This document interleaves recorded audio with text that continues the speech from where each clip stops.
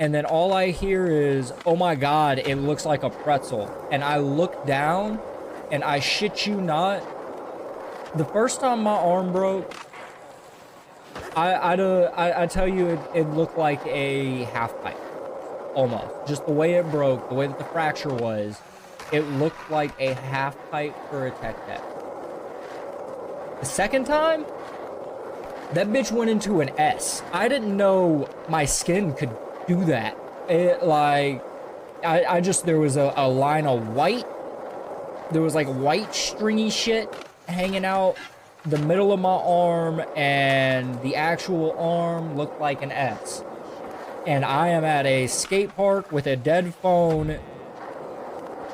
Don't know my Nana's address, but I do know the general area and the general direction to go to, and that my stepdad is there. His phone's just dead.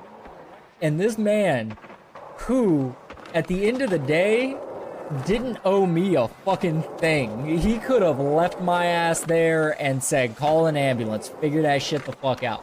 Bro, this man took the blank decks out of the back of his car, it was a Jeep, like, Grand Wagoneer.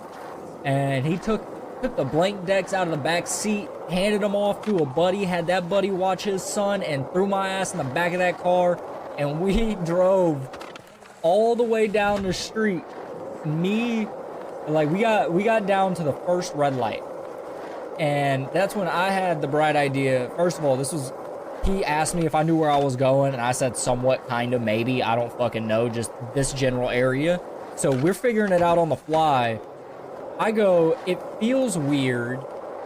Should I be worried about this? Turn my arm over as little as I can, and look at the little white stringy thing starting to kind of poke out of my arm. Touch it, immediately hear the loudest pop I've ever heard in my fucking life, and spray what I can only describe to you as arterial spray, a blood pattern on this man's cloth interior and fucking window.